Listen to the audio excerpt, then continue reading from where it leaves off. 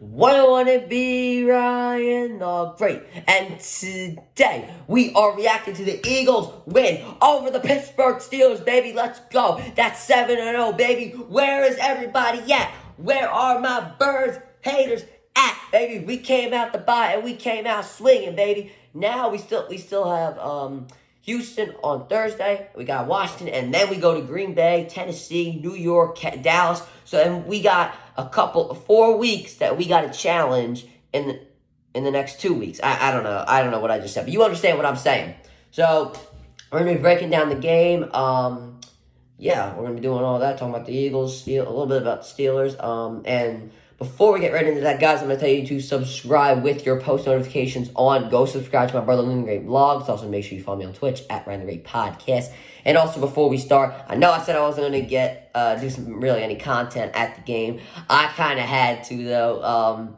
There was, right after the Dak Pascal touchdown, I have recorded myself singing Fly Eagles Fly. After the Miles Sanders touchdown, Liam and I did Fly Eagles Fly, and then I have a little 5-second video of me just like filming Miles Sanders, and then there's a third clip of me singing Dancing on My Own. So let's roll those clips. Score a touchdown, 1, 2, 1, 2, 3, hit 'em low, hit 'em high, and watch our Eagles fly, fly, Eagles fly. On the road to victory, E-A-G-L-E-S, Eagles! Fly, Eagles, fly, on the road to victory. Fly, fly, fly, fly, Eagles, fly. Score a touchdown, 1, 2, 3, hit 'em low, hit 'em high, and watch our Eagles fly, Eagles fly, on the road to victory. E-A-G-L-E-S, Eagles!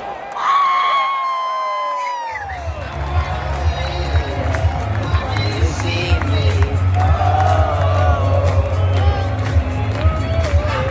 in my own, I'm not the guy to take it home. I keep dancing on my own.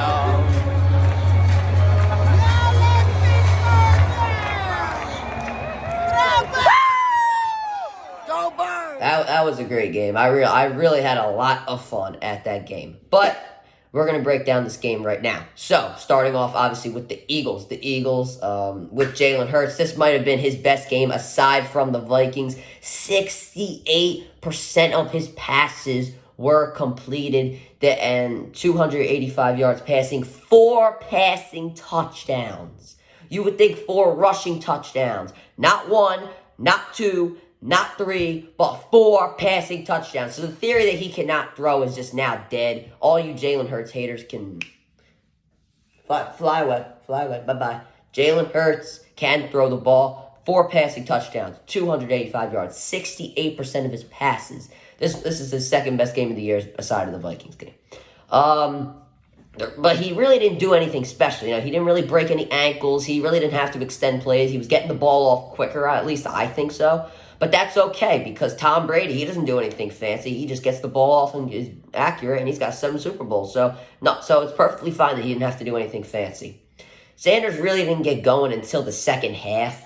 But at least we know that the cutback play, that's at least what I call it, where the offensive line pushes the whole defensive line to the other side and he cuts back.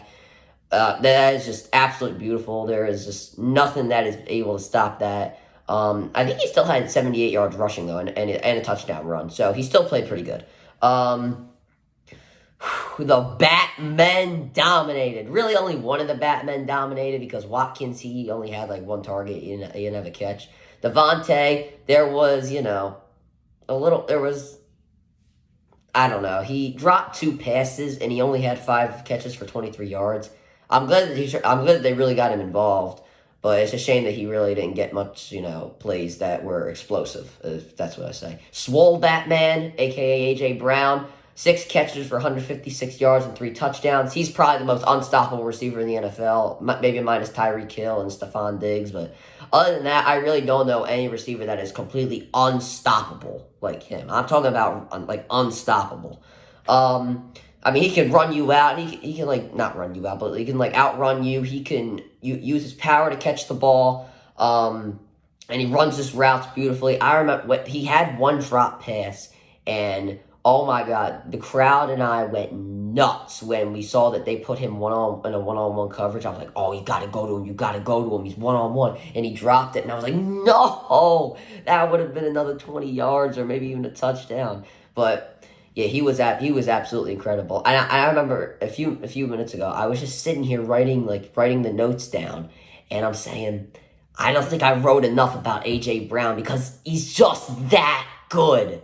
Like, I don't think I wrote enough about him. He's just that dominant. There's not anything in my head that really, like, and there's really not much more I can say about him, but I feel like it's not enough because he's that good. Fast Batman, as I said, 5 catches for 23 yards. Not that impressive, but he still had 5 catches. He was involved. Goddard was really good in his own right. He had a quiet 6 catches for 64 yards, so he did pretty good himself. I know he had that one-handed catch on, like, 3rd and 2, and oh my God, I was, like, behind him, and he somehow snagged it. That was amazing, but he had a pretty good game in his own right. Very quiet, though. The offensive line, they had pretty good run blocking in the second half, but the pass blocking was okay at best. They did give up 3 sacks, but I think Cameron Hayward put some pressure on them, and Devin Bush as well. I forgot Devin Bush was still on the Steelers. I must be stupid or something. The defense was absolutely dominant. Once again, holding a team to 13 points, stopping the Steelers in the red zone. Steelers had 2 chances where they could have scored a touchdown, but they didn't. So the defense, so good holds in the red zone. The pass rush was absolutely incredible. Pickett was pressured throughout the whole game, and we had 6 sacks, so that was absolutely incredible. Hargrave finally came out of his shell. He did have 2 sacks, so I was really happy about that. Jordan Davis now is injured. I feel like that could be a big problem for this rushing defense because in the past few weeks he has looked good on rushing defense, not pass rush. While speaking of the rush defense, they were okay at best. But as soon as Davis got hurt, they were doing a little bit more worse. So maybe Davis is more valuable than I thought he was. But yeah, pass rush was great. Defensive line was pretty good overall, especially the pass rush. That was really good. I'm still loving what my linebackers are doing. I'm gonna call out T.J. Edwards again. He's still doing great. He's like every game you see he's leading the team in tackles. He's always getting that tackle. There was a lot of plays on second down where, they would get 10 yards and he would be the one to shut it down. So he does cover up the bleeding a little bit. So I'm really loving what TJ Edwards is bringing to our team. Hassan Reddick, once again, I love this brother. He continues to be one of the best rushing linebackers in the NFL. He had a sack, so he's doing really good. The secondary was great, minus the fact that Slay and Epps did drop interceptions each. But they still were really good. Speaking of Slay, they went to him about once or twice, and about then they were finished. They didn't want to go to Slay anymore because I still think Slay is the best lockdown corner in the NFL. Don't tell me Trayvon Diggs because they go to him a lot. He's just an interception machine. But we're talking about lockdown corners. I don't think there's anybody better than Slay right now. Bradbury, he completely shut down Deontay Johnson. Deontay Johnson did have 5 catches for I think it was 50-something yards. But I don't think he got he might have got 1 over Bradbury, but that was about it. And I think there was a pass interference call that I really didn't like, I'll be honest, but maybe people think it's different. They went to deep. They went to Deontay Johnson deep, but Bradbury just completely, he said, nah, it's not happening. Gardner Johnson did have an interception, so I'll show Gardner Johnson some love. He did pretty good. I was hoping to see a little bit more of Robert Quinn in the fourth quarter. I understand why he was not played throughout the game. He is, this is his first game, and he was traded from, Wednesday or something? So I was kind of hoping to see a little bit more of him in the fourth quarter, but the times that he was in, he did look good. He got 2 pressures on Pickett or something like that, so he did pretty good in that, right?